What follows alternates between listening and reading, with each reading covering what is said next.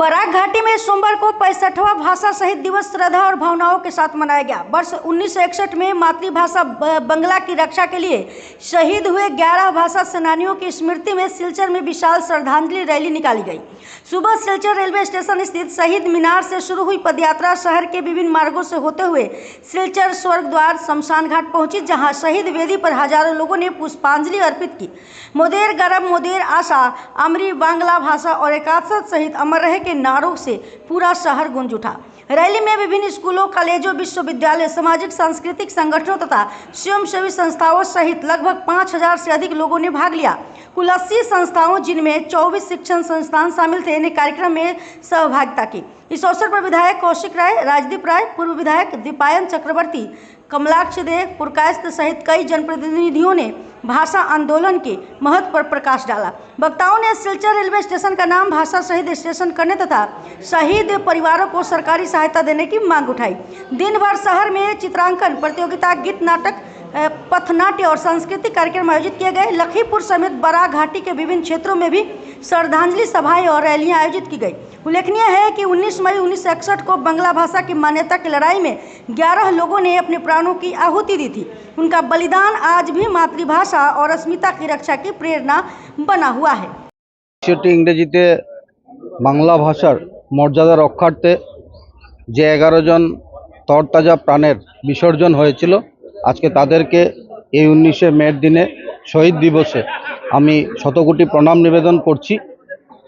আমরা জানি যে ভারতবর্ষ স্বাধীনতার প্রাককালে ব্রিটিশের সেই ডিভাইড অ্যান্ড রোল পলিসিতে আজকে অসমীয়া বাংলা ভাষার মধ্যে একটা লাগানোর চেষ্টা হয়েছিল। ভাষা শহীদদের প্রতি আমাদের শ্রদ্ধাঞ্জলি জ্ঞাপন করার জন্য আমরা সবাই এখানে শিলচর শ্মশানে উপস্থিত হয়েছিলাম। আমরা জানি 1961 সালে আজকের দিনে ভাষা শহীদদের আন্দোলনের সময় পুলিশের গুলি চালানোয় 11 জন শহীদ হয়েছিলেন। আমরা প্রতি বছর এই দিনকে ভাষা শহীদ দিবস হিসাবে তাদের প্রতি আমরা শ্রদ্ধাঞ্জলি জানাই এবং বিভিন্ন সংগঠন, বিভিন্ন ব্যক্তিরা, বিভিন্ন স্থান প্রতিষ্ঠান সবাই নিজস্বভাবে সবাই এই দিনকে শ্রদ্ধাঞ্জলি আমরা দিই। দিনে যে 11 জন শহীদ তাদের আত্মোৎসর্গ করেছিলেন, তাদের প্রতি শ্রদ্ধা জানানোর জন্যে আজকের এই দিনটি উদযাপন করা হয় এবং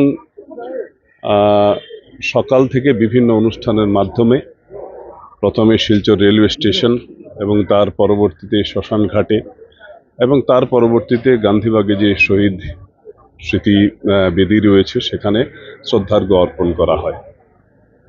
বিগত 65 বছর থেকে এই যে শহীদ স্মৃতি তর্পণ বা শ্রদ্ধাঞ্জলি ভূমিতে দাঁড়িয়ে আছি।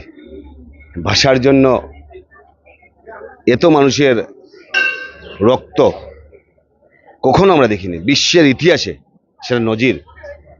বরাকে 19 মে সেই দিন সংগঠিত হয়েছিল, আবেগপূর্ণ দিন সংগঠিত হয়েছিল। সেই দিন যেভাবে একটা ঐতিহাসিক দিন, সমহারে আমাদের প্রেরণার দিন, সমহারে গৌরব উজ্জ্বল দিন, সমহারে আমাদের দুঃখময় দিন, কারণ 11টা ভাইকে আমরা হারিয়েছিলাম, একটা বোনকে আমরা হারিয়েছিলাম এবং শহীদ হয়েছিলেন।